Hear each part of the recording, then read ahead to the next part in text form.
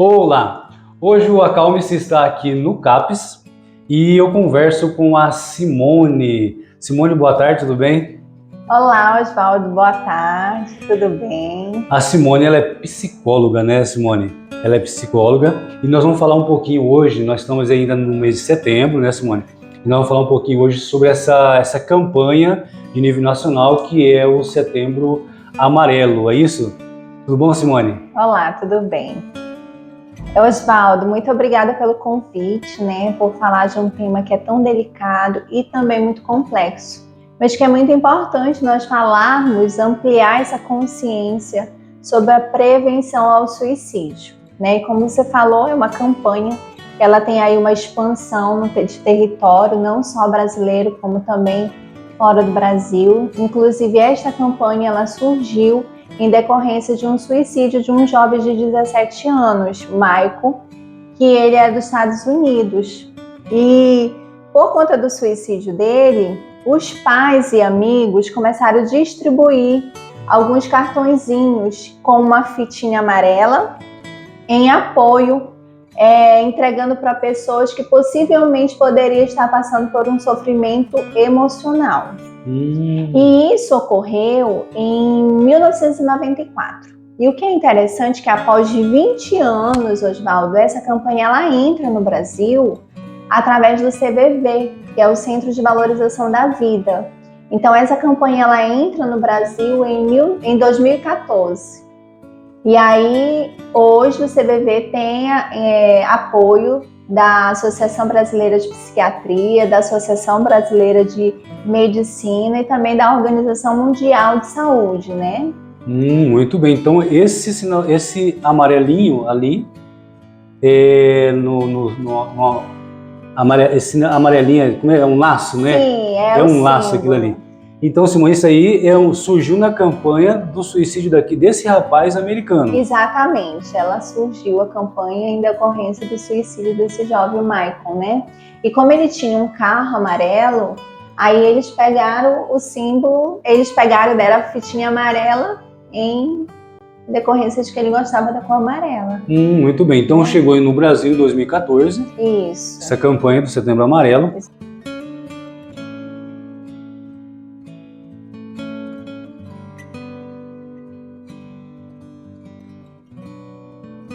Simone, esse movimento ele acontece em todo o território brasileiro, conforme você disse, e aqui no município quem encabeça, no caso, o movimento do Setembro Amarelo é o CAPES, né? Sim, aqui no município de Novo Progresso, o CAPS, que é o Centro de Atendimento Psicossocial, que é atendimento especializado voltado para a saúde mental, é o que promove ações de prevenção ao suicídio no município, com apoio da Secretaria Municipal de Saúde. Muito bem. E qual que é o seu trabalho nesse Setembro Amarelo? As atividades, se eu não me engano, vocês promovem palestra também, né, Simone? Isso, o CAPS, ele cria um calendário, né, para o mês de setembro, para que a gente possa estar realizando diversas ações com o foco de ampliar a consciência da prevenção ao suicídio, né? A gente sabe que o suicídio é um fenômeno que vem acompanhando a humanidade desde muito tempo e que, infelizmente, ainda sofre algumas barreiras por conta de estigma, preconceito, mitos, né? Então o CAPS, ele justamente para quebrar essas barreiras, para desconstruir alguns pensamentos errôneos, cria um calendário específico. Inclusive, nesse exato momento, a coordenadora com a demais equipe está numa ação, né, palestrando, para que essa informação ela chegue para o maior número de pessoas, né? Exatamente. Muito bom. Simone, inclusive nós vamos ver algumas imagens, a Simone teve fazendo umas palestras aí, vamos ver aí então essas imagens.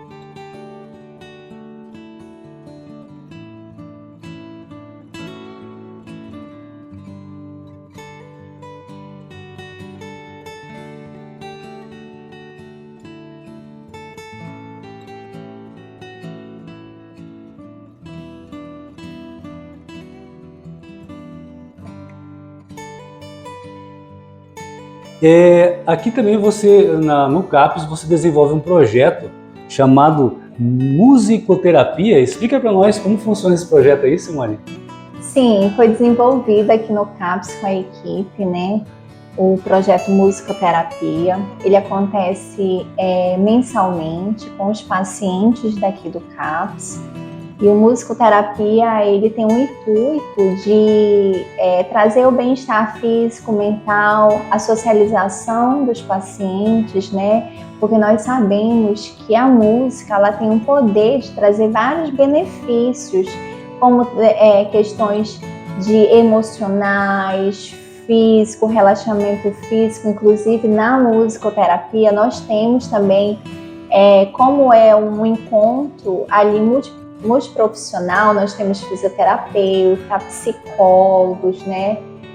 Assistente social, enfermeira. Então, a gente dá um suporte no aspecto biopsicossocial desses pacientes, usando a música como um recurso terapêutico. Entendi. Então, assim, vocês se mobilizam em vários profissionais ao mesmo tempo. Isso. Né? Para poder dar um suporte de uma forma geral ali, no caso, para o paciente. Não olhando para o paciente como algo isolado, né? Só olhando os aspectos psicológicos. Nós olhamos como um conjunto de fatores, olhando os aspectos emocionais, os aspectos físicos, os aspectos sociais, no qual a gente tem ali um momento de socializar. Por quê? Porque a gente sabe que é uma relação, né? Quando a Organização Mundial de Saúde ela vem fazer a definição de saúde mental, ela faz a definição da forma mais plena que pode existir, que é o pleno desenvolvimento físico, mental e social. Então, quando eu olho para alguém, eu olho como um todo e não como algo isolado. E o musicoterapia, ele vem justamente trabalhar a totalidade desse ser humano, né? O movimento das emoções também, porque a música envolve muito isso, né, Simone? E a gente percebe, assim, Osvaldo, a participação ativa dos pacientes no musicoterapia. O que a gente percebe? Eu lembro que no primeiro dia que nós tivemos a musicoterapia, teve uma paciente que relatou para nós assim: eu amei o projeto, porque todas as vezes que a gente vem é sempre para tratar nossas dores, né? E a musicoterapia, ela foi para aquele momento em que ela conseguiu ali relaxar, trazer bem-estar físico e mental para ela, onde ela socializou, porque a gente ali mexe tudo, o corpo, a gente está em movimento, que a gente tem um momento com a nossa fisioterapeuta, em que ela põe para mexer mesmo. A gente tem um momento ali em que eles estão se socializando, e a gente fala também dos aspectos emocionais. Então, nós vamos trazendo assim vários fatores que vão contribuindo para o desenvolvimento positivo desse paciente.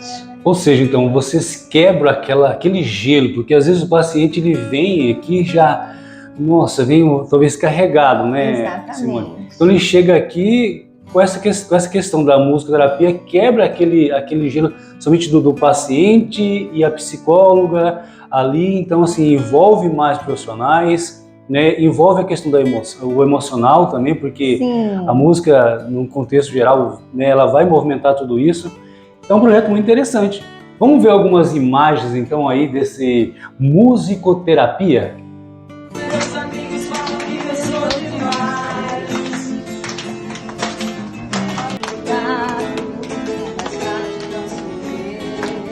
Muitos anos de...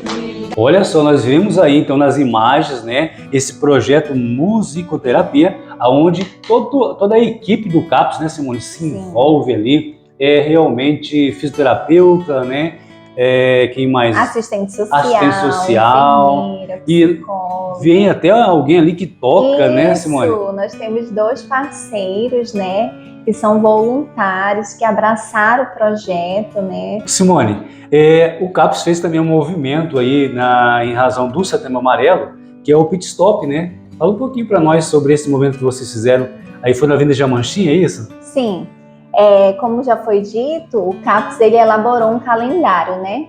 um calendário bastante dinâmico aí para ampliar essa consciência da prevenção ao suicídio. E nós promovemos um pit stop ali na Avenida Jamanchim, com apoio do DITRAMP, né, com a Polícia Militar, apoio da nossa secretária, né, a secretária municipal de saúde, Eliane. E ali nós tivemos um momento de entregar panfleto para os carros que estavam ali passando, né? O DITRAMP parava, nós parávamos o carro, entregávamos um panfleto e ali a gente fazia a abordagem da conscientização. Hoje, no ano de 2023, o slogan da campanha "Se precisar, peça ajuda". E ali mesmo a gente já estava fazendo a conscientização também dos nossos serviços aqui no CAPS. Inclusive, todas as nossas programações de palestras, abordagens, panfletagens, a gente sempre está levando a informação de que nós temos no município o CAPS, né, que é o Centro de Atendimento Psicossocial, no qual tem atendimento especializado para pessoas que estão sofrendo com transtorno mental, com transtorno emocional. Aqui nós temos toda uma equipe especializada, uma equipe multidisciplinar, que faz esse acolhimento, que faz os atendimentos, né? Então, assim, porque muitas pessoas, elas estão sofrendo ali, mas elas não sabem aonde buscar esse recurso.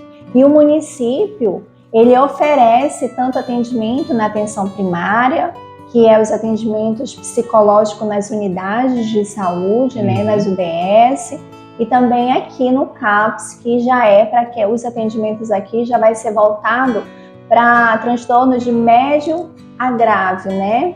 Então, assim, a gente sabe que o comportamento suicida, ele está muito associado, ele está intimamente ligado, Osvaldo, com um transtorno mental. Digamos que uma porcentagem aí de 96,8%, o comportamento suicida ele está associado a um transtorno mental. Então a gente sabe que aqui alguns transtornos mentais eles são muito mais, digamos, prevalentes ao suicídio, como a depressão, o transtorno de personalidade borderline, esquizofrenia, transtorno bipolar. Então esses são alguns transtornos que fazem muitos pacientes a cometer o suicídio, tentar. E quando a gente fala de transtorno mental, a gente já entra numa pirâmide de distribuição. Qual é essa pirâmide de distribuição? Como eu já falei, né, a porcentagem do suicídio, quando ele está relacionado ao transtorno mental, é alarmante. É 96,8%. Você vê assim que é muito. Então, exatamente. Então, mais de 700 milhões de pessoas sofrem por algum tipo de transtorno mental. E quando a gente vai falando sobre a importância do CAPS, onde o CAPS está localizado, é justamente para que a população de Novo Progresso ela tenha essa informação onde ela possa buscar esse recurso, né? Porque a estatística ela é alarmante. Então, quando a gente vai para uma pirâmide de distribuição de comportamento suicida, a gente vai ver que é muito necessário, é importante, é imprescindível nós falarmos sobre saúde mental. Aí, a gente quando fala nessa distribuição, 17%, Osvaldo, da população um dia pensou em suicídio ou pensa em suicídio. 17%. 17%. Que é um número alto. Exatamente. Então, assim, a pessoa ela pensou em suicídio da noite para o dia? Não, ela não pensou. Então a pessoa ela só pensa no suicídio quando ela está num sofrimento emocional muito intenso. Entendi. Ô Simone, falando nisso, né, nós vamos ver daqui a pouquinho, então nós vamos ver algumas imagens desse pit stop que vocês fizeram de conscientização, mas assim, esse assunto, fala para nós vezes, eu sou um pouco leigo nisso, mas me parece, até onde eu sei, que ainda as famílias não abordam muito isso em casa, né? Ainda existe um certo preconceito de quem tá assim, quem se isola um pouquinho, normalmente a família tem um pré-julgamento para essa pessoa. Isso acontece mesmo ou é só a gente leigo que ouve falar isso e acaba acreditando que existe um pré-julgamento de que isso não é nada, no caso, a pessoa que está, vamos usar uma palavra aqui no meu jargão, frescura, isso, ou alguma outra coisa? É isso mesmo que acontece? Infelizmente, Osvaldo, quando se fala em saúde mental, transtorno mental, ou até mesmo nossa campanha de prevenção ao suicídio, nós vamos enfrentar o preconceito, né? Muitas pessoas ainda entendem a depressão, que é um transtorno psicológico e pode levar à morte, como frescura. E infelizmente não é frescura, é algo que precisa ser abordado, falado. E a depressão, ela tem seus estágios, então ela tem leve, moderado e grave. E do leve para o grave é um piscar de olhos. Então a pessoa que ela pode estar ali num quadro leve, que já precisa de atendimento, se ela não receber os atendimentos ou o tratamento adequado, ela avança para o grave em assim, pouco tempo. E nisso, por que a equipe no CAPS é multidisciplinar? Porque tem transtorno mental precisa estar ali associado com um tratamento psicofármaco, né? Então, assim, tem atendimentos de transtorno mental que é apenas com psicólogo, que a gente chama de psicoterapia, né? Mas do moderado para o grave, eles precisam de uma intervenção psicofármaco, quando é associado com a medicação.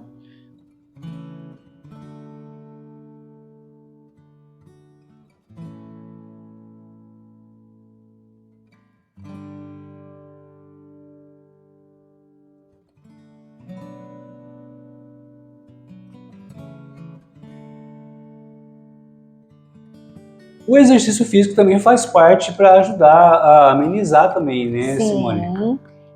Existe uma relação muito grande entre o físico e a mente. Antes, séculos anteriores, lá quando a gente vai estudar a história da psiquiatria, antes da medicina, antes se via a medicina muito distante da ciência, né? Então, a medicina, ela olhava apenas o corpo, a estrutura física. E aí, com o passar do tempo, foi se entendendo que tinha uma ligação muito grande entre o físico e a mente. Foi onde foi se unindo a medicina e a ciência. Por isso que hoje nós tratamos o físico como efeito psicossomático. Por que psicossomático? Psico soma no corpo. Então, por isso, por quê? Porque a mente, ela não manda informação para nenhum outro lugar a não ser para o corpo. Então, o corpo, ele recebe essa carga da mente, do estado emocional, do estado psicológico. Então, eu costumo dizer uma frase: aquilo que a mente não aguenta, o corpo se arrebenta. Por quê? Porque o corpo, ele vai pegar toda a somatização do que a mente não está conseguindo elaborar. E o tratamento, justamente, é para que você consiga elaborar, ressignificar, dar um novo sentido. Porque o nosso cérebro, ele não tem lixeira, ele tem representações. Então, as nossas vivências, desde a nossa infância até os dias atuais, elas são acionadas em todos os nossos sentidos. Visão, audição, olfato, paladar e tato. Mas nós não sabemos em que momento eles podem ser acionados. E eles podem ser acionados a qualquer momento. E ele não quer saber, Osvaldo, você está preparado se eu acionar a tua emoção, tua memória emocional lá da tua infância? Não. Ele vai lá, ele aciona e você que vai ter que saber lidar com isso. E se isso for uma memória emocional negativa, você pode ter uma reação. Então, assim, o que a gente se trabalha muito em atendimento o problema não é o que eu sinto, é o que eu faço após o que eu sinto, né? É como eu reajo ao sentimento. Porque todos nós, ao nascermos, eu costumo dizer que nós nascemos com um pacotinho de emoções. Mas se eu não souber lidar com as minhas emoções, elas se tornam disfuncionais e elas se tornam até uma arma contra nós mesmos. E as nossas emoções, elas têm duas coisas para nos ensinar. Ela tem um movimento e uma comunicação. Então, se eu não sei identificar, se eu não sei entender, tampouco eu vou saber lidar com as minhas emoções. Então, eu preciso trabalhar o que a gente chama de processo de autoconhecimento. Quando eu trabalho o processo de autoconhecimento, automaticamente eu tenho autodesenvolvimento. E aí eu tenho ganhos em todas as áreas da minha vida, tanto física como mente, social, né? Agora, se eu tenho uma disfunção emocional, a tendência é o adoecimento. Entendi. Então, assim, o trabalho que vocês fazem, na verdade, é fazer com que a pessoa tenha consciência, né, do que está acontecendo e possa reagir de uma forma consciente, é isso? Exatamente. Porque se ela se deixa levar somente pelo lado emocional, ela acaba perdendo o controle, é isso, né, Isso. Simone? A gente precisa trabalhar o que a gente chama de processo de autoconsciência. Eu preciso olhar para dentro de mim e conseguir identificar tanto as minhas habilidades quanto as habilidades, aquilo que eu preciso desenvolver. Eu preciso olhar para dentro de mim e olhar minhas potencialidades, como eu preciso olhar minhas fragilidades. Então, quando eu vou olhando para os meus recursos internos, eu automaticamente tenho recursos positivos externos. Mas há uma dinâmica muito grande entre fatores intrapsíquicos, esse mundo interno, e o fator extrapsíquico, esse fator externo. Se eu não consigo lidar com o que está dentro, automaticamente essa influência vai ser muito negativa. Essa relação entre os dois.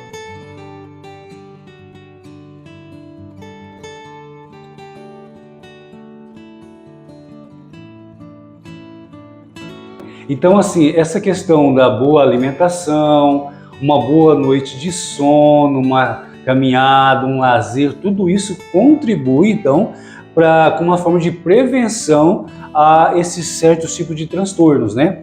E para quem já está com esse transtorno, Simone, ele demonstra alguns sinais, é isso, né? Sim. O transtorno mental, ele, como eu já falei, ele vai do leve, o moderado e o avançado. E eles têm alguns sintomas, tanto físico quanto emocional.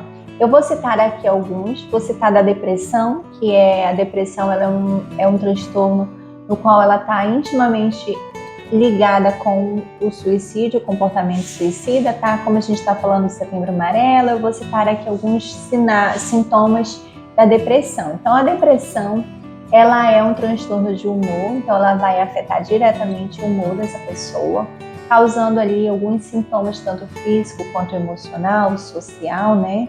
Então, assim, é muito presente a hipersonia, a hipossonia, que é o aumento de sono ou a insônia, a questão do aumento do peso e a diminuição do peso, essa perda do peso de forma significativa.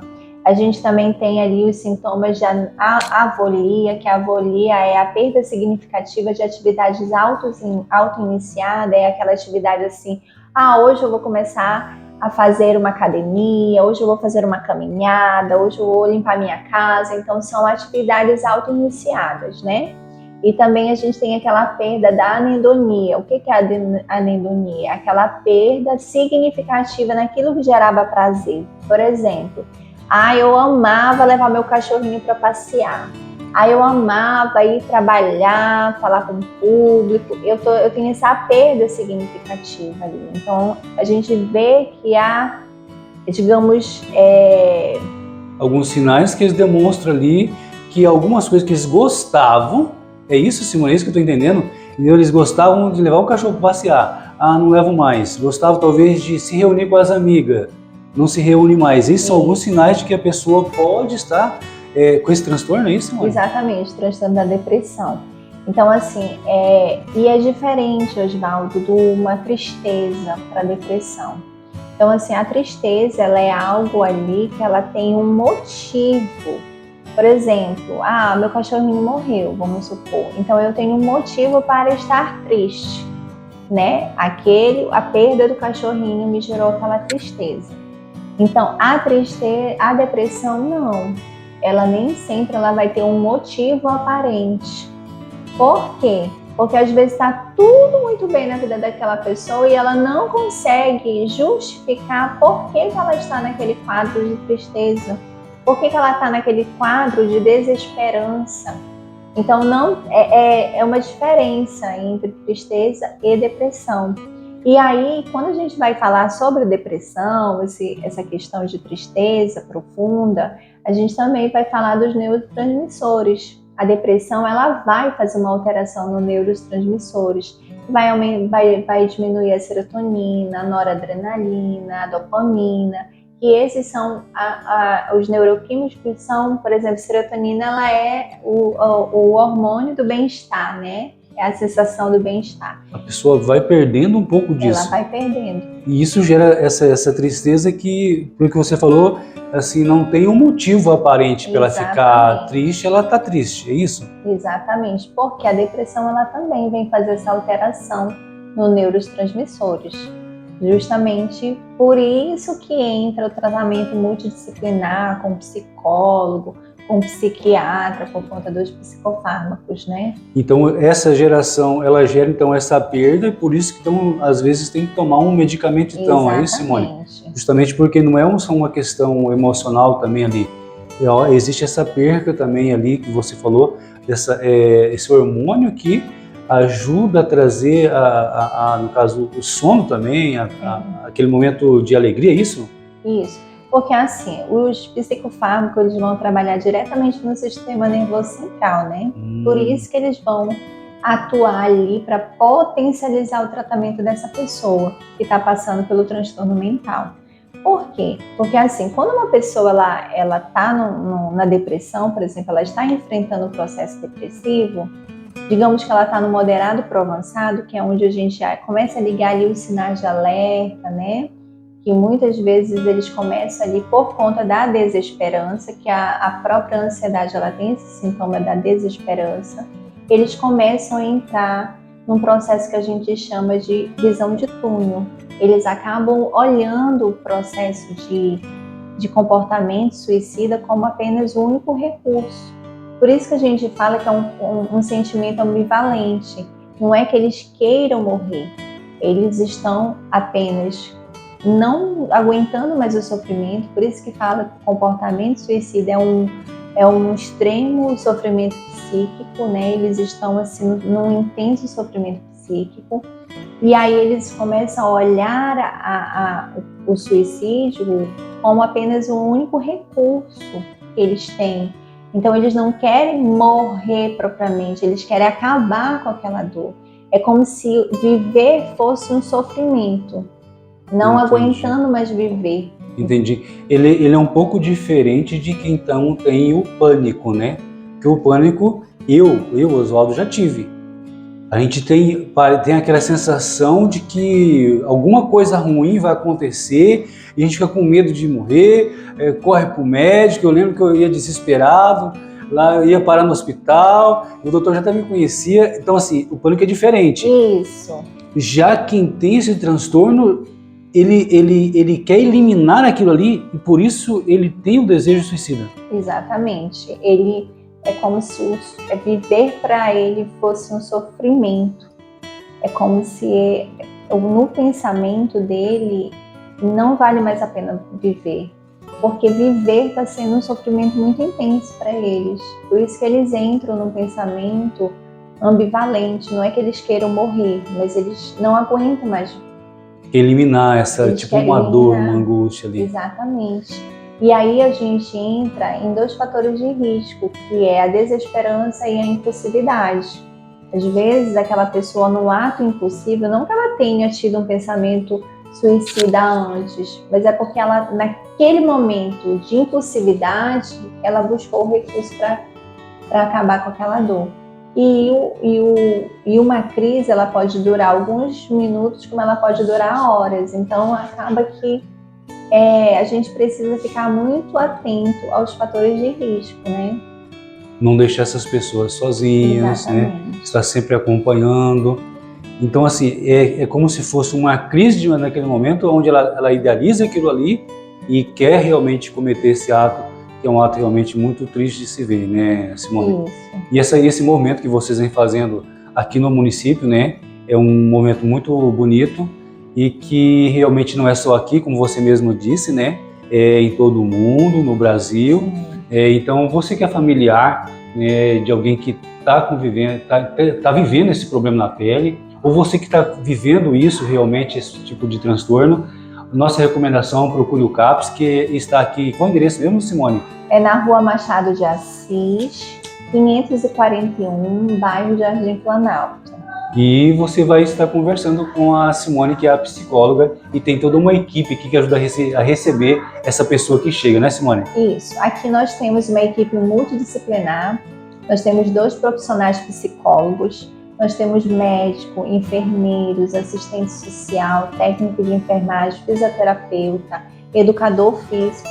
Olha só, a equipe multidisciplinar é especializada para atender as demandas de transtorno mental do moderado ao grave. Então, se você precisar, né? Isso.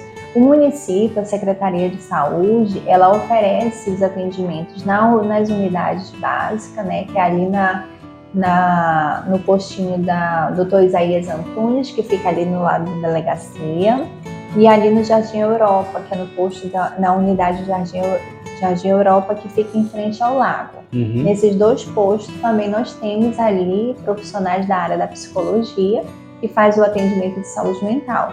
E aqui no CAPS nós fazemos o atendimento de também saúde mental, para o moderado avançado. Eu converso hoje com a Simone, que é psicóloga aqui no CAPS, que tem toda uma equipe que ajuda nesse trabalho. E meu muito obrigado para você que nos acompanhou e até o nosso próximo Acalme-se.